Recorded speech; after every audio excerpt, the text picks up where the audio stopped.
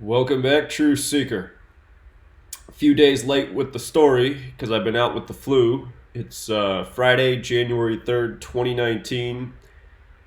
Like clockwork, there were a number of celebrity related deaths in the headlines New Year's Eve, New Year's Day. Every single year, it's the same thing. And of course, the reason why is because of the gematria of New Year's. If you're new here, talk about the practice of coding numbers into words. It's called gematria. Two songs to look into: Gematria, the killing name, and Murder by Numbers, where the chorus is a lot like the Jackson 5 song, but a little bit darker. It's about how killing is as simple as A, B, C, 1, 2, 3, and it's the sport of the elite. And there's two numbers that come together a lot in death, and they are 38. Death equals 38, murder 38, killing 38, RIP 38, New Year's equals 38. And that's why every single year on New Year's Eve, New Year's Day, you're reading about celebrity deaths. It never fails. It's the same thing every single year, as we've been documenting. So this year, some of the bigger names, and if you go to if you do a web search for deaths in 2019 or deaths in 2020, Wikipedia has an index of every celebrity death, and there's a lot of people who die every single year on New Year's Eve and New Year's. We're not going to cover anywhere near all those people, and it goes on worldwide. We're just going to cover some of the bigger names in the headlines here in the States. So David Stern was obviously one of the bigger deaths. We'll get to why he died on New Year's Day. Bobbi Kristina Brown's boyfriend died. Nick Gordon, supposedly of a drug overdose at age 30. We'll show you how this death is synced up with Bobbi Brown and the day Bobbi Kristina Brown died, whose death was synced up with her mother, Whitney Houston. Remember, both had the tragedies in the bathtubs. Roger Troutman's daughter died. Roger Troutman was murdered with his brother April 25th, 1999, from the funk group Zapp. His daughter was a young aspiring rapper. She was found dead New Year's, and there's still no cause of death. What do you know? They'll probably come out and say it was an overdose. But we'll get to her death. The Orange is the New Black creator, her son died on a ski accident. I'm going to show you how his death is perfectly synced with the final episode of Orange is the New Black. And the comedy of this death, I don't know if comedy is the right word, but they say that he died in a ski accident on an intermediate slope. And if you've never gone skiing, an intermediate slope is a pretty subtle slope, pretty safe. Could be done by a beginner. So you're not going to die on an intermediate slope. Not going to happen. It said like a double black diamond, okay. That would make some sense. Death on an intermediate slope of a 20-year-old? Nope, that doesn't make any sense.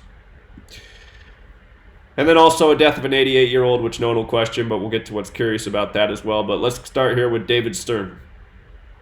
So, David Stern, dead at 77. That very special number to the you-know-whos. And the last time I talked about 77 and the you-know-whos, they gave me a 2-week suspension. But we'll just say you-know-whos today. And hopefully you know who the you-know-whos are. Anyway, Zionist equals 77. Judaism equals 77. David Stern was a you-know-who. The current commissioner is a you-know-who, and his name is Silver. Silver equals 77. 77. Now, David Stern's the one who ruined the National Basketball Association, if you're not aware. When he became commissioner, he said, the NBA is not about basketball, it's about making stars. That was David Stern's great quote. And then began the era of Michael Jordan, where it wasn't about teams, it was about players and superstars. And, one guy could travel and foul everybody and not even be breathed on without having a foul called.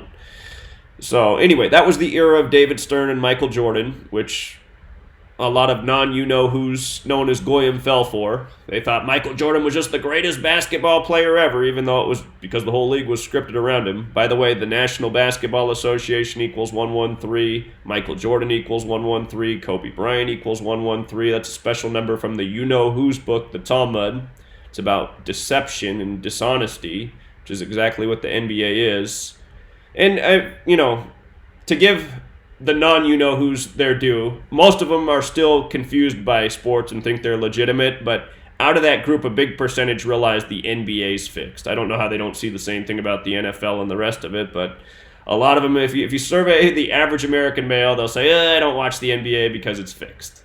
Oh, but you watch the NBA? Yeah, I still like the NFL. It's like, okay, you still don't get it, but at least you can see it in the NBA. That's because in the NBA, it's a joke. I mean, and this is the biggest joke year of all the NBA years. The last NBA game I watched this season, and it's not like I've watched a full game, but the last even portion of a game I watched this year was it was the Lakers and the Pelicans game. It was the return of Anthony Davis, and if you're not watching the NBA this year, they've brought in instant replay, and you can challenge a foul call. And anyway, just before we go on with this, I just got to talk about this play because I know other people out there saw this same play and are probably still laughing about it. So it was late in the game, and we knew the Lakers. We had the Lakers pegged to win that game. Of course, they were going to win that game, but they trailed the whole game and they rallied in the end. Anyway, there was a late foul call, a late shooting foul call, and you could see it in real time. You didn't even need replay. I mean, there was no foul. The defender was literally at least 3 feet away from the shooter just standing there. And like the NBA so often does, the guy took the shot and he missed it. And then came the late whistle for the foul because apparently the ball was supposed to go and didn't go in. Okay, we sent him to the free throw line to make some shots.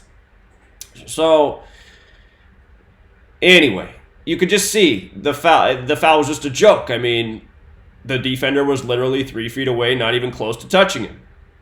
So the coach challenges. There's no foul there. So they show this instant replay like 20 times in super slow motion, and the announcer was like, yeah, this is a phantom call. There is just no there. Yeah, he's not even anywhere near him. So what's the ref do after, you're sitting there for 5 minutes watching this non-foul and instant replay? The ref confirms the foul. Yep, there's a foul. We're going to shoot some free throws. And it's like, I mean, who can still continue to watch the game after this? I mean, do you really think the ref's this blind? He's watching in super slow motion a guy shoot a ball standing 3 feet away from a defender who's just not even doing anything. And they're going to maintain the foul call. And I mean, it's the same thing going on in the NFL this year, right? Too. They have this new rule to challenge pass interference. Now these brutal pass interference that you can watch in instant replay 100 times and then the ref upholds it or does nothing about it. All of this stuff is meant to mock the fans more and more each year. It's just like it's like a spell or bringing people further into a trance or a coma or testing just how stupid they are. Anyway, David Stern is one of, the leaders of this new era of Dumber and Dumber sports. The guy who said, the NBA is not about basketball, it's about making stars. And then you get Michael Jordan and Kobe Bryant and So anyway, this guy dying at 77 is not arbitrary is the point. And yeah, I went on a few other little tangents there too, but it all needed to be said. So anyway, with regards to him dying at 77 to start 2020, think about the year 2020. He dies on the first day of 2020, 2020. The key digits in there are 22. Basketball's 22, David's 22, Stern's 22. If you write out 77 as a word, it equals 2020. That's in the English extended cipher. So dead at 77 to start 2020, the former NBA basketball commissioner, the man who ruined basketball. And just what I hate about when these horrible human beings die, them getting praise. The man who changed, he did make the NBA a big money-making machine, which is sad. It's sad to think that you could make a horrible product, just a god-awful product, and then the money would pour in for it. But that's what society is. Again, we are a society that has been programmed to worship trash, garbage, the worst. Look at the movies we choose, the music we choose. It's all the same, and the same people, the you-know-whos, they control all of these industries.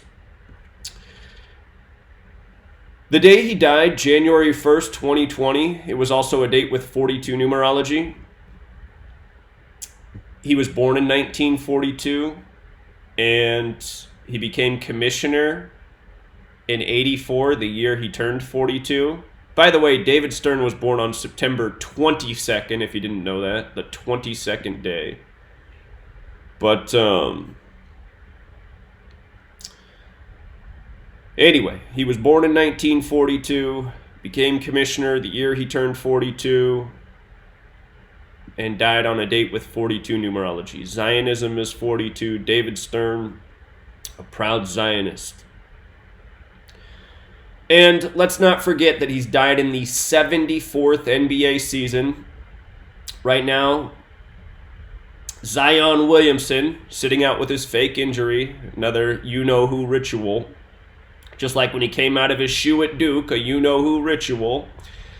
Don't forget that this year, the 74th NBA season, Zion Williamson, 74, who's about to make his return from his fake injury. I'm sure they've been doing whatever they do to these athletes, MK Ultra, teaching him how to shoot not so ugly, whatever's been going on with him. Anyway, when he returns, it'll be a ritual by the numbers. And what I wanted to say is, just before this NBA season began, the Zion Williamson sweepstakes was May 14th, 2019, which was the anniversary of Zionist Israel's establishment, May 14th, 1948. You know, ESPN that whole day had Jewish rabbis praying for Zion Williamson to go to the New York Knicks, which equals 74. I'm sure he'll end up there one day. But this is what's going on. And this is why David Stern's dead during the 74th NBA season as well, at age 77, because these are the numbers that represent these people. So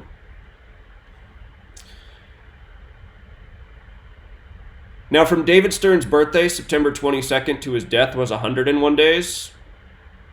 Finals equals 101. There's probably a riddle with the NBA Finals, which I need to think about. New Orleans Pelicans is also 101. That's who Zion Williamson's playing for. And he is supposed to make his return this month, shortly after David Stern's death. So this guy's going to be the big thing in the league for many years to come. And I'm sure David Stern's death has everything to do with his debut, so I'll be keeping track of that. And let's see. CNN, they put out this story, ex-NBA commissioner dies from brain hemorrhage. And just the way they encoded that headline had the 213 encoding, which is a number synced with death. It's also a big number with the NBA Finals. You might recall a couple years ago when LeBron James' house in L.A., back when he was still in Cleveland, his home in L.A. got spray painted with the N-word. And racism equals 213, like the NBA Finals. And that year, the NBA Finals began on June 1st, the 213th day of the year. And LeBron's first game in those finals was his 213th game of the season. And you had the racism story out of L.A., the 213 area code. So anyway, the point I'm making is they just always bring these numbers in with these NBA rituals and the NBA Finals. So I'm going to keep thinking about what this could say about the NBA Finals. I don't think the Pelicans are going to be there this year, but there's something there. LeBron was born in 84, the year that David Stern became commissioner.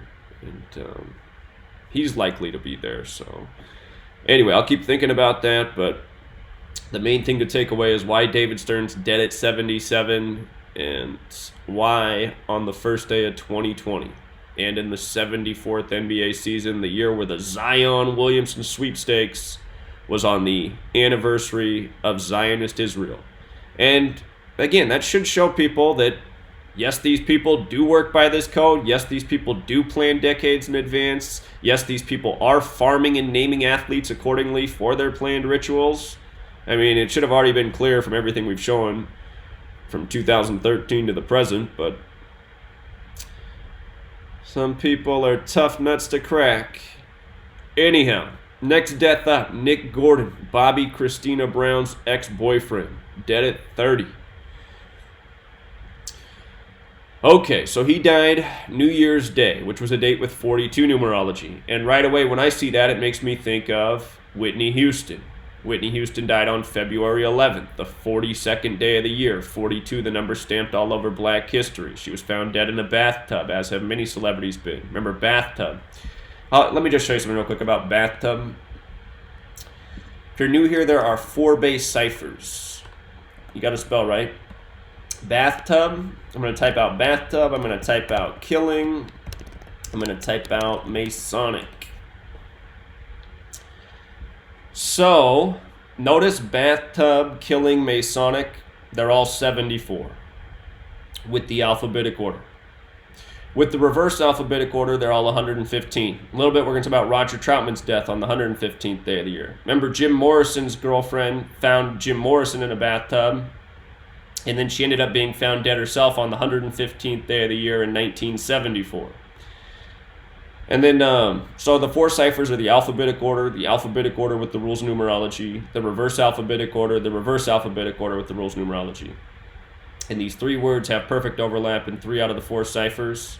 And all 3 of these numbers show up around suspicious deaths often. So, anyhow, Bobbi Kristina Brown was found in the bathtub like her mother. A lot of rituals there. Did a lot of work on that the year it happened. But let's see how this now connects. So, who's left alive? Bobbi Brown. Bobbi Brown's still alive, who was married to Whitney Houston. And he's 50 years old right now. From his last birthday to the death of his daughter's ex-boyfriend was 331 days. That's the 67th prime number. Blood sacrifice is 67. 67. And from Bobbi Kristina Brown's death to her boyfriend's death was a span of 1,621 days. That's the 257th prime number. Blood sacrifice is 257. And again, this is why you have to know all 4 base ciphers. Alphabetic order with the rules of numerology, reverse alphabetic order with the rules of numerology. And look at the name Bobbi Kristina Brown. You see how it has the 86 and the 121 in it? Notice blood sacrifice has the 121 and the 86 in it. And now we see how the 67 connects from her father's birthday to the death of her boyfriend, and then from her own death to the death of the boyfriend had the relationship with 257. So again, this is all gematria is. This simple code of letters and numbers, dates in the calendar, and prime number relationships. It's the same thing every single time. We don't ever switch up the formula. It's a very easy to understand formula. And I'm trying to remember what that movie is. Hollywood put out a movie recently. It's the Girl with the Dragon Tattoo series. In the most recent release of that film, the young boy has to reveal the code that they use, and this is what it is: letters, numbers, and prime number relationships. How they plot their doing. Giving it away in the movies again.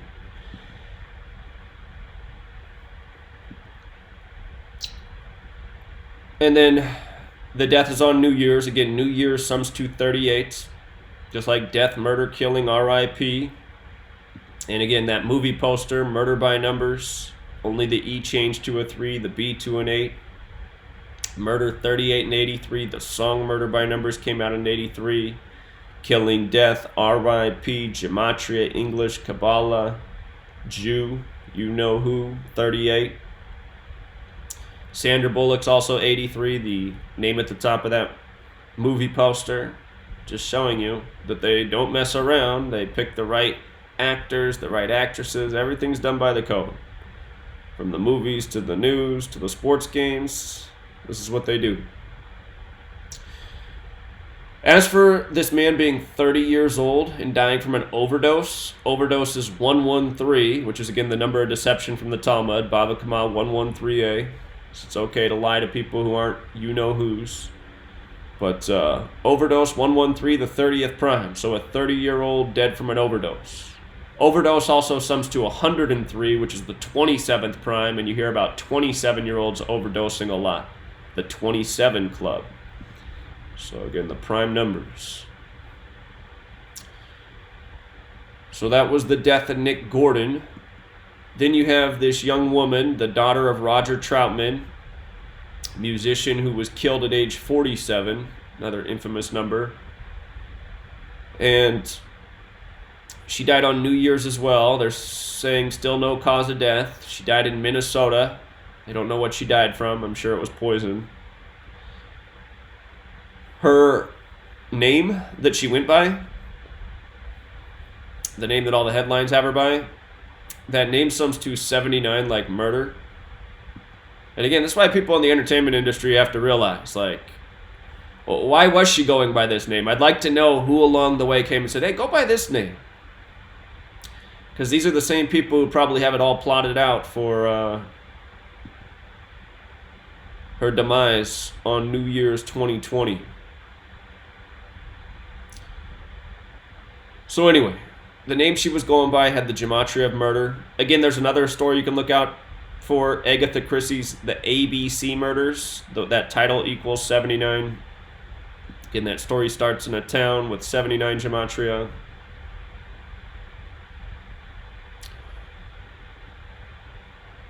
So just a young person here, 21 years old, and there's not a lot to go off of.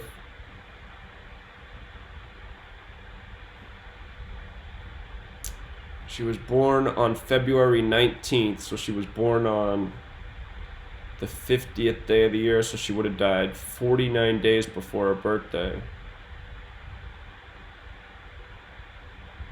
Scottish number 49. But just to go back and look at her father's death, her father and his brother were murdered on April 25th, 1999. He was 47 years old at the time, and again, 47 degrees on the Masonic compass out of the Scottish Rite of France. His daughter dies 49 days before her birthday. Scottish is 49. But with regards to him dying 147 days after his birthday, Freemasons 147. When you write out 47th, it's 147. Died 147 days after his 47th birthday. It's kind of like Genesis 47. Jacob, who becomes Israel, dies at age 147 in Genesis 47. See, these numbers come together a lot. Conspiracies 147, Dead Man's 147, The Reaper's 147. Again, there's 47 degrees on the Masonic compass. Again, out of the Scottish Rite, out of France. France is also 47. He died on April 25th, which is the 115th day of the year. Killing and Masonic are both 115. His group was Zap. Zap had that gematria of 59, like Negro, Blues, Rasta, Slave. Killing Jewish gematria is 59. So, her father was murdered by the code, and then all these years later, so was she.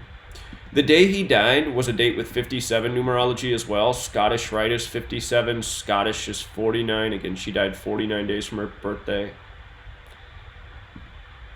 So.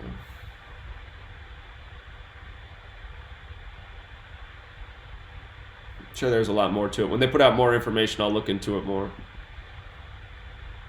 And then you had this death of Charlie Knoxon, the son of the Orange is the New Black creator. Again, he supposedly died in a ski accident on an intermediate slope, which doesn't make sense, because again, an intermediate slope's not very dangerous. It's for a beginner.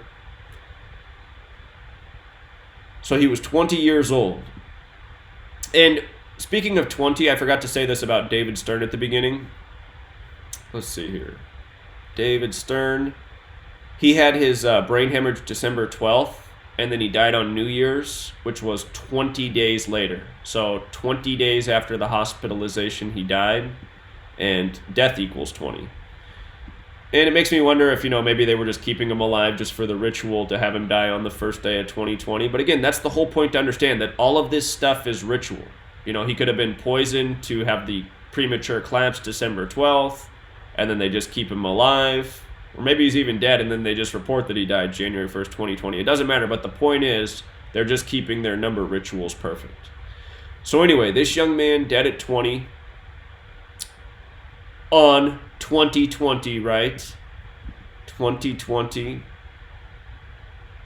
well, the news comes 2020. He died on New Year's Eve, which was a date with 62 numerology. Sacrifice 62. We just talked about this a lot with the death of Juice WRLD, and we've talked about it many times since and before. Sacrifice and 62 come together a lot.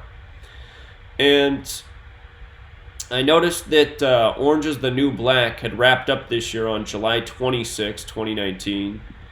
And from the concluding episode to the death of the son of the creator was 159 days, and the creator's name equals 159. What else equals 159 is Scottish Rite. And remember, the Scottish Rite is what controls the world of entertainment. Scottish Rite's Freemasonry. Freemasonry works by this code of letters and numbers because Freemasonry is based in Kabbalah, and Kabbalah is where this code of letters and numbers comes from. All of these values are important. They're all biblical values. Look up 78. The 78th verse of Genesis. Genesis is 78, is Genesis 3:2:2 about knowing good and evil, about tree of life, which is a reference to Kabbalah. So anyway, we were just talking about how Troutman died by the Scottish Rite numbers on a 57 date numerology. His daughter just died 49 days from her birthday. You know, we're just even talking about overdose numbers. It's the Scottish Rite that controls entertainment, from movies to music to sports. And that's why you find these numbers again and again. So that was that death. And then Jack Sheldon, the singer from Schoolhouse Rock, dead at 88. Age nobody would question, but notice Schoolhouse Rock is 88. And he was born November 30th and he died December 27th, so he died 27 days after his birthday. And School and Ritual both 27. Schoolhouse Rock.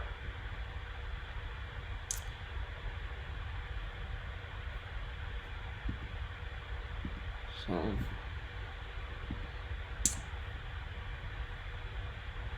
that's it for now, Truth Seeker. There's more I want to talk about, so I will be back soon enough. Hopefully YouTube keeps up the channel. They've been seriously tampering with the channel. I'm sure a lot of people who'd be watching are no longer subscribed. For over 30 days, this channel's been 150 subscribers from 10,000. And consider my channel just got deleted at 70,000, so amazing that, having 70,000, you can't even get back to 10,000, but YouTube's been able to maintain it, keeping it within a range of 150 from 10,000 for 30 days. So think about that. That means they're continuously unsubscribing people, so it just can't quite get back to 10,000. Eventually it will. It might even do it today. But,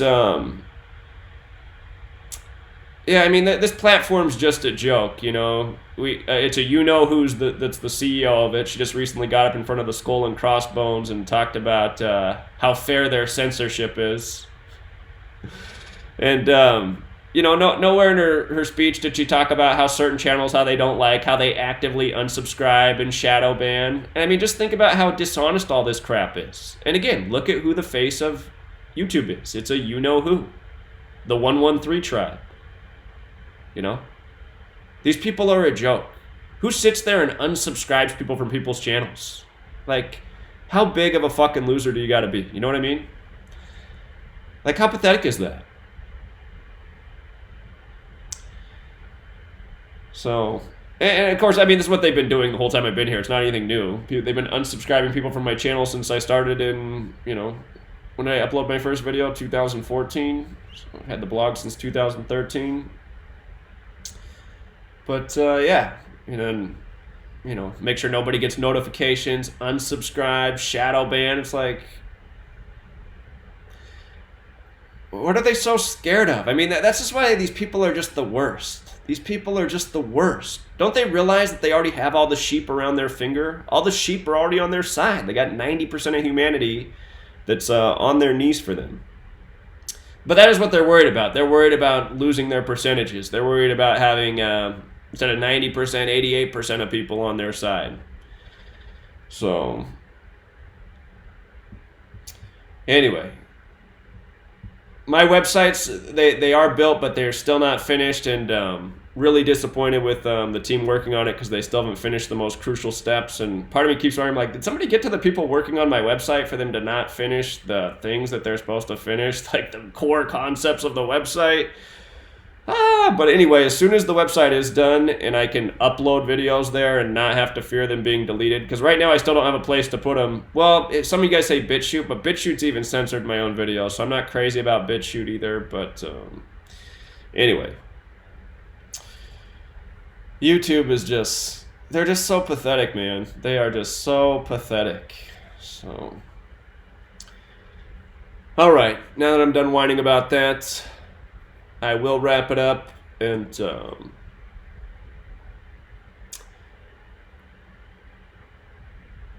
I see I got a super chat for $5. Thank you to who did that, and